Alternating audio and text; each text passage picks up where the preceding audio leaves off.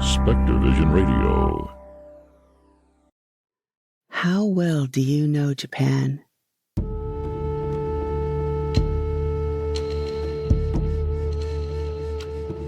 Do you know why so many stone statues of Ojizo and foxes wear red bibs and have pinwheels clicking softly beside them? Are you familiar with the once popular beauty recipe of mixing rusty nails and iron scraps in a tincture of vinegar and strong tea, all so you can dye your teeth the most stunning shade of black? I'm author Teresa Matsura, and for over 35 years, I've been exploring the hidden, fascinating, and sometimes terrifying corners of a country I call home.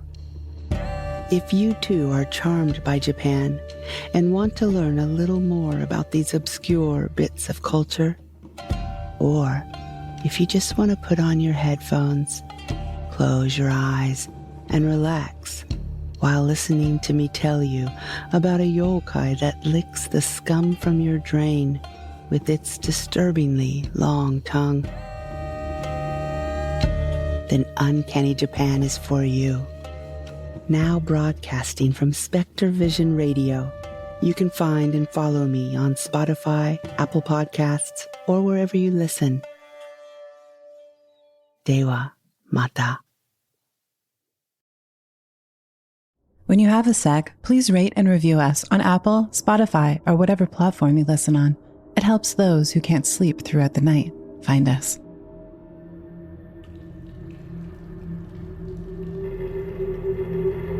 Fear is an intensely unpleasant emotion in response to perceiving or recognizing a danger or threat. Fear causes psychological changes that might produce a behavioral reaction such as an aggressive response or fleeing the threat, fight, or flight. Everyone is born with two innate fears: the fear of falling and the fear of loud sounds. The rest is learned. So being afraid of the unknown does not come naturally to us. It's been taught. We were never meant to be scared of it. What if you decide to overcome your fear by taking it head on? Not only by being brave, but immersing yourself in spiritual practices that can expand your mind, eliminate your fear, and introduce the paranormal as a new light in the dark.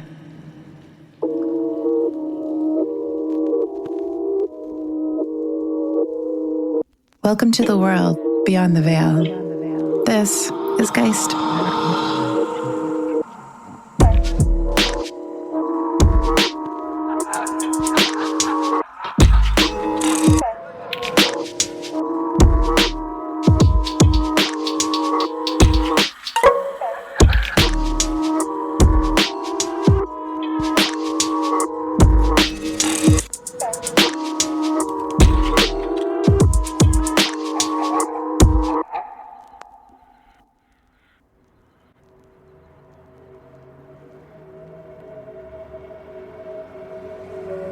We, as a family, talked about ghosts a lot, weirdly. So growing up, the idea of ghosts was like a normal thing, but something to be scared of.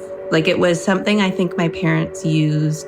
Maybe they thought it was a little bit funny, but to scare us. You know, if there was like a creak, it was like, oh, that was a ghost. Or, you know, like they were like fucking with us. So I grew up in downtown Toronto in a probably like turn of the century duplex in Little Italy. I don't think it was haunted. I was terrified of the basement. Parents collect a lot of antiques. They are really into taxidermy. So we have quite a like eclectic home that I think just naturally is a little bit spooky. There was one painting of this young girl, maybe like about 8. She's very pale, long blonde braids. And wherever you were in the room, she was looking at you. And I couldn't look at her in the eyes without just having the full body creeps.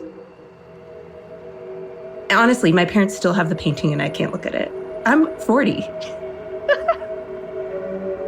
When I was 12 years old, we moved across the city. I was looking through the newspaper, helping my parents find a house. And I found this house, the house we moved into. I found it in the newspaper. It was weird. I feel like that house picked us. And we went to see it, and then we bought it. The realtor let us know that the previous owner had passed away in the house.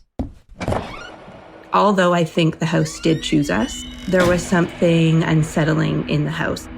On the second night that we were in the house, we'd unpacked. We were having dinner in the back room. We always had lit candles.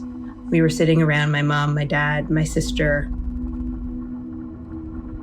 All of a sudden, the candles went whoosh and went really high. And there was this mist above the table for a split second. And my dad and I both looked at each other with wide eyes, and we were like, that was a ghost. It wasn't in your eye line, right? It was above the table, and it was just fog, a little fog cloud for a second. It wasn't a candle thing. It was its own thing. My dad had an office in the basement, so he would work in the basement and late at night and hear footsteps on the main floor walking across, even though everyone was in bed. You would hear the side door slam, even if it was locked. So you'd be like, oh, someone's here. And then you'd go to the side door and no, it would be locked. And there were parts of the house that the dog wouldn't go to. There was a night where I was home alone when I was in high school. And my parents had gone out. My sister wasn't there. There was this manual timer on the oven. The max time that you could set it for, that was 60 minutes. So you couldn't do 2 hours. You couldn't time it for 3 hours. It was 1 hour. And I had gone to bed at maybe 10 p.m. And I woke up maybe around 1 or 2 to the timer going off, dinging. The only way that it could go off is if it had been timed an hour ago, but I had been sleeping. So that was probably the scariest thing that happened and the spookiest. And I just put a pillow over my head and wished it away. And then in the morning it was still dinging, so I went downstairs and turned it off. Yeah.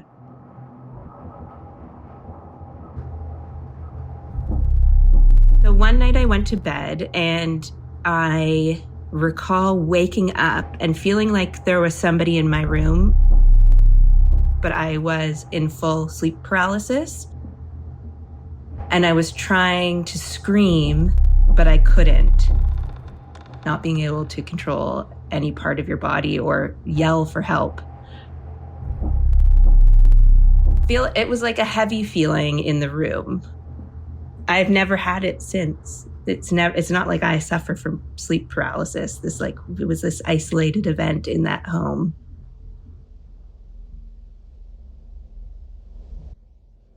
While we were living in this house in high school, my sister got a Ouija board, which I was very against. This one time, it was a warning about getting sick in the house. She was specific about it. It was something with gut health. How do you get that from a Ouija board? I'm not sure.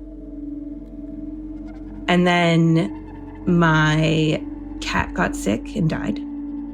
She was quite old, but it was something to do with her guts. Then our dog suddenly got sick and died. And then my dad got severe diverticulitis and was hospitalized and almost died. And this was all in a very short period of time after this Ouija board experience. I don't know who the entity was. I'm assuming it was the man who passed previously from an illness in the house, and maybe he felt like it was still his home. I think the Ouija board experience feels separate to me.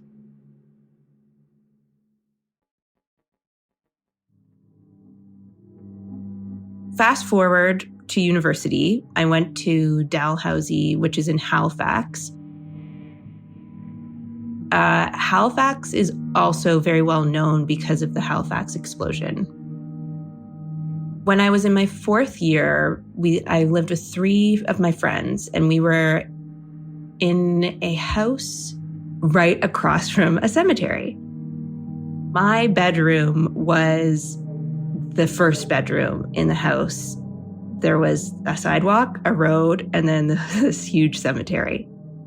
I was like sleeping in the cemetery, essentially. It was a little unsettling being across from the cemetery for sure. Halifax is known to be a very haunted city. On the morning of the 6th of December 1917, the French cargo ship, the SS Mont Blanc, collided with a Norwegian vessel in the harbor of Halifax, Nova Scotia. The Mont Blanc, laden with high explosives, caught fire and exploded, devastating the Richmond district of Halifax. It injured over 9,000 and killed 1,782 people. Most of the unclaimed bodies were buried in mass graves throughout Halifax. Also, just as a fun fact, Halifax is where a lot of the victims of the Titanic found their final resting place. I went to sleep, and I remember waking up, and someone was leaning over me and said, "Wake up." My eyes shot open. It felt like there was somebody in the room with me. And I heard it, it wasn't in my head. Like it was someone was leaning over me and said, "Wake up." You can feel when someone's looking at you across the room. You can most definitely feel when someone's leaning over you. I honestly don't think it was a haunted house. I think someone passed by, and I couldn't sleep by myself in my room for weeks. Camp Hill Cemetery was across from where she lived. It's the city's first cemetery, established in 1749. It had earlier been used as a burial place for military executions. The military graves at Camp Hill Cemetery, which are from both World Wars, are scattered throughout.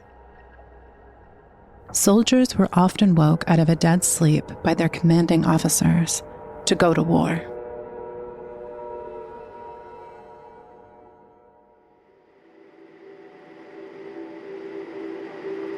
Throughout her life so far, Renee experienced things that she didn't understand, but she knew that they scared her. This led her to investigate internally, and it led her down a path of understanding that she wasn't expecting. Started doing yoga when I was 19. It as a form of exercise, but also as a form of anxiety relief. Yoga is a really beautiful practice to kind of like bring yourself into your body and into your breath. So when I was working on a job, I met a new friend, and her and I clicked instantly. She practiced something called Kundalini yoga, and Kundalini was something that I had always wanted to try. There was something very attractive about it to me.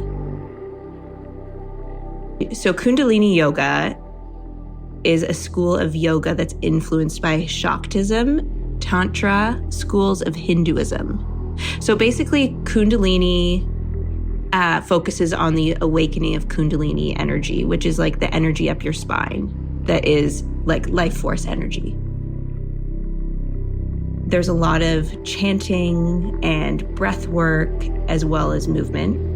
So it really is like a mind-body connection to try and activate your energy and your connectedness to the universe and to other people.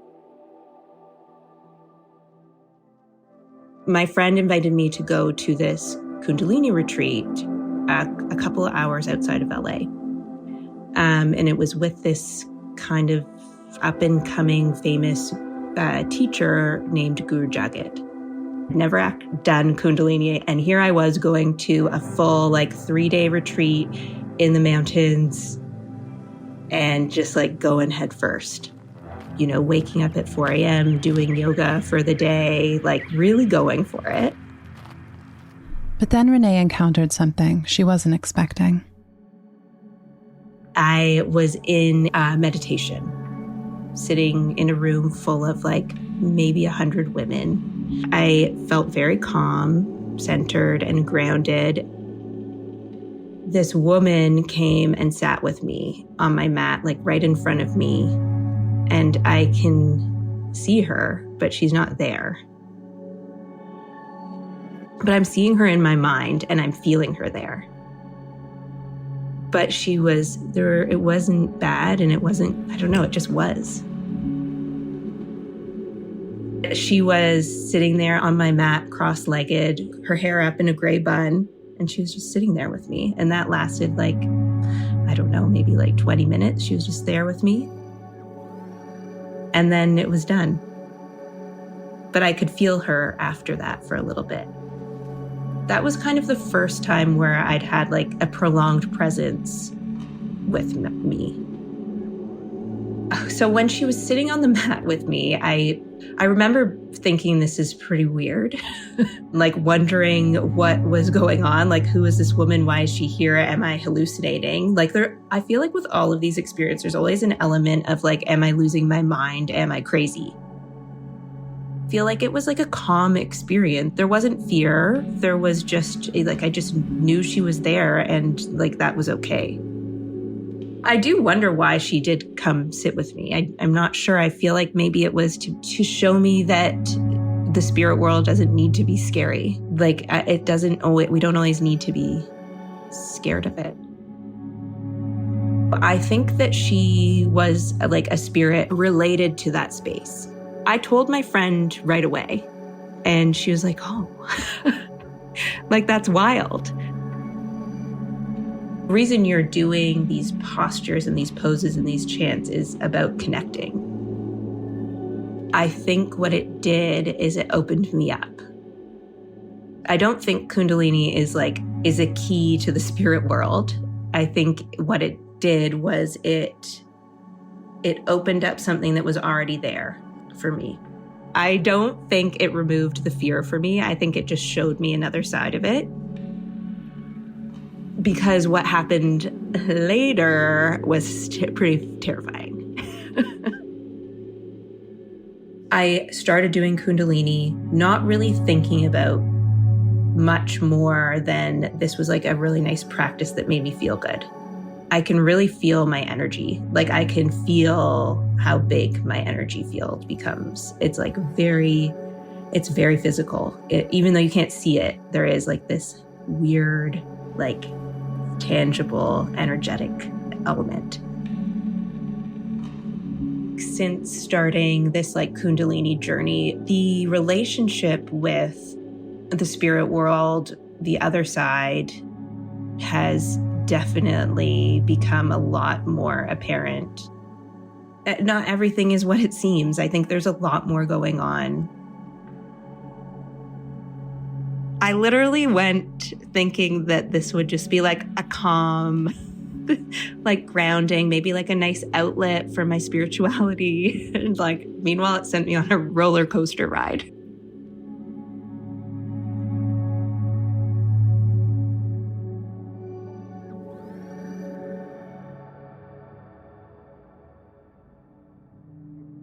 I go to New York on a business trip with my business partners.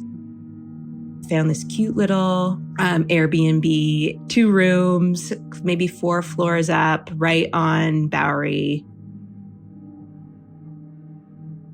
We dropped our stuff off. I got my own room. My other 2 partners shared a room. We went out for a nice dinner, went out with some clients. We all went to bed pretty much right after we got home, maybe around 11. I was really tired. I was expecting to just fall right asleep. And meanwhile, I'm laying in bed and I'm tossing and I'm turning and I'm like, I just feel so unsettled. Once I acknowledged that I felt unsettled is when I started to feel like I wasn't alone. Talking about this still makes me feel nauseous.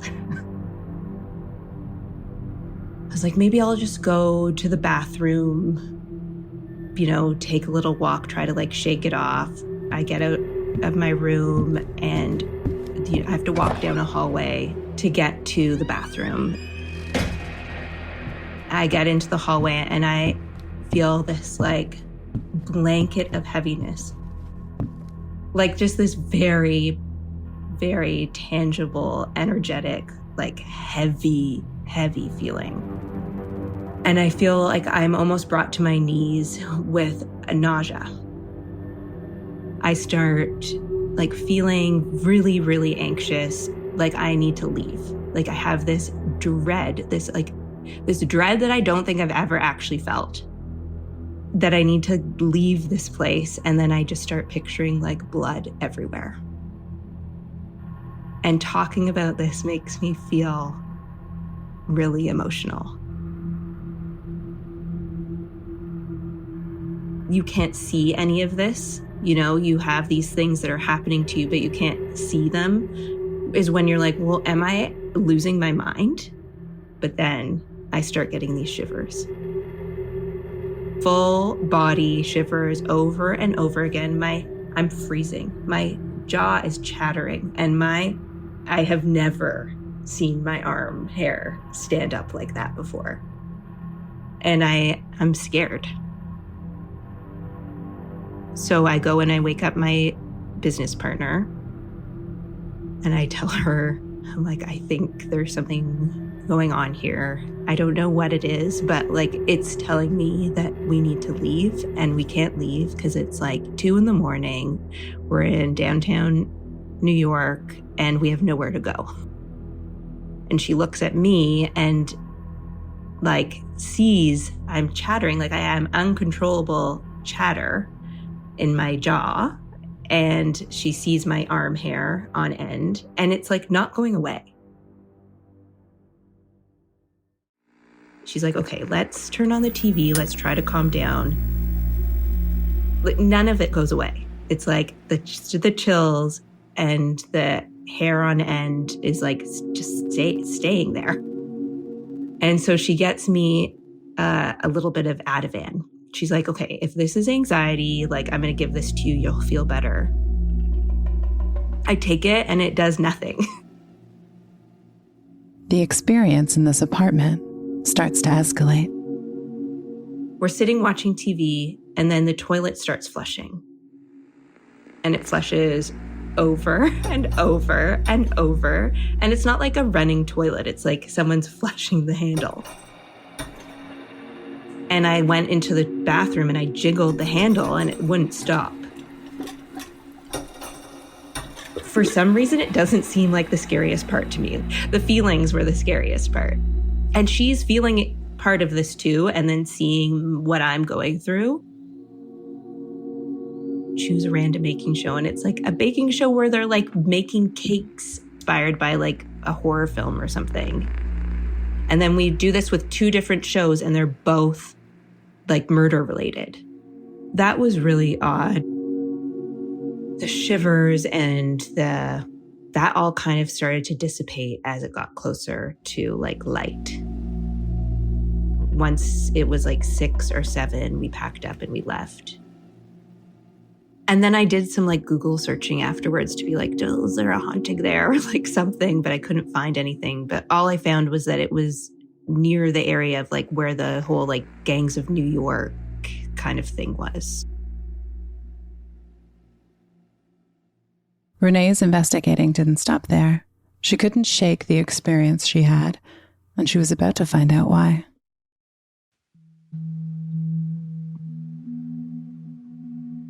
When I left, yes, I left that dread that I felt there, but there was something that stayed with me.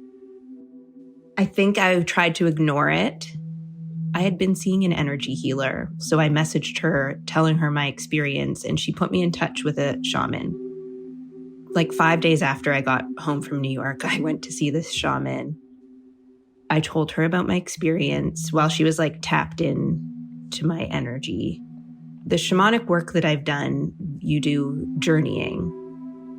So this woman did a journey with me to see like what had happened and if what had happened was still energetically with me. She said, the energy is still with you. It's a young girl, and she was murdered in that apartment. It was really sad. I think what I had felt was the dread that she felt with her experience. And I think why she came to me was she wanted help. I feel sad about it. So the shaman and I helped her realize that she had passed, and she helped her pass over to the other side. What was hard for me to let go of was the trauma that I had felt. Like her trauma was imprinted on me, and it was really hard to let go of. So I started doing a lot of work. Like I started seeing a lot of people. I started having sessions with this man who was definitely a psychic medium, but also a therapist. And he said to me that I would look back at this experience with this girl and I would thank her for coming to me. But I agree, like I am thankful. It started me on this trajectory of like spiritual exploration I don't think I ever would have done, or it would have taken me decades to do what I've done over the last 5 years. And it's my choice whether I want to have that as part of me in this life or not.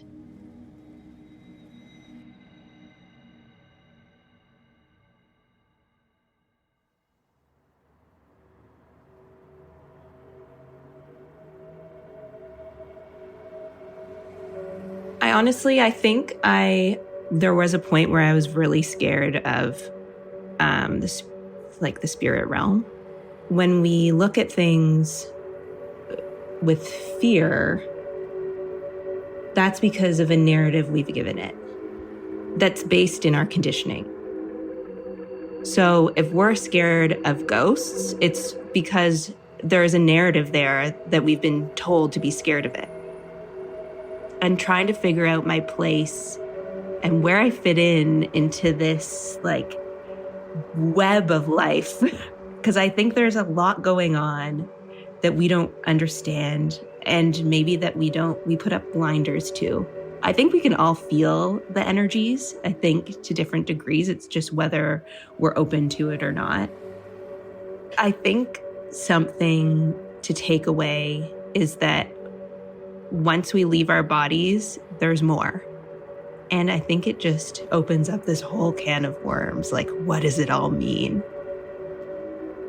I think to dismiss that there could be more going on than meets the eye, whether that's ghosts, aliens, like, I don't know, maybe there are other things we have no idea about.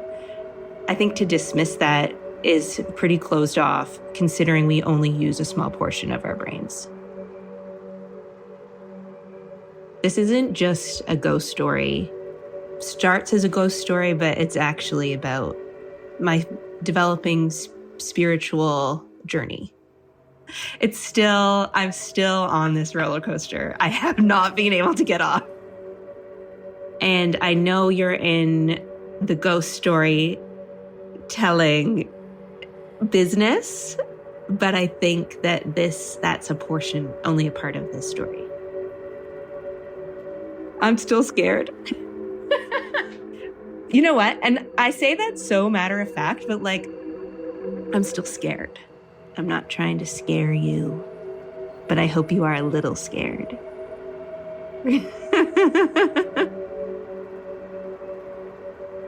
A very special thanks to Renee for sharing her story. If you have a story you've been hiding, submit it to us at hello.geist.podcast@gmail.com. Both written and recorded submissions are welcome.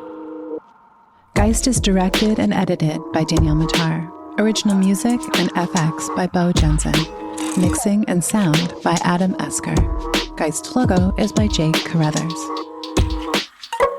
Follow us on all social media platforms like Instagram, TikTok, and Threads. Thanks again for listening, and until next time, sleep tight.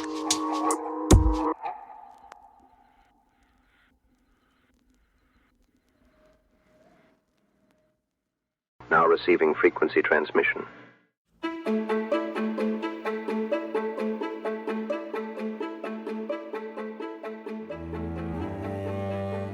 One of the most interesting ideas about ghosts was proposed by Andrew Lang, who was a fascinating polymath and author. He was one of the co-founders of the Society for Psychical Research, who took one of the first sort of forensic and scientific approaches to gathering and cataloging accounts of ghosts. And in 1897, he collected them in an amazing volume called The Book of Dreams and Ghosts.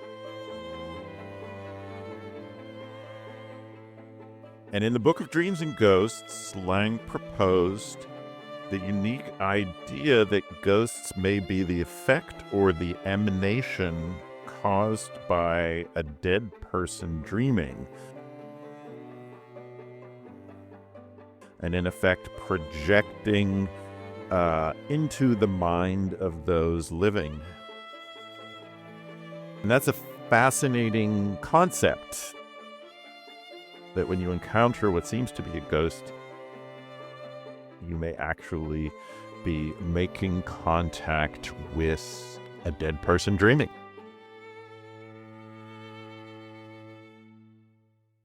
Transmission complete. Stay tuned to Spectrovision Radio. Stay.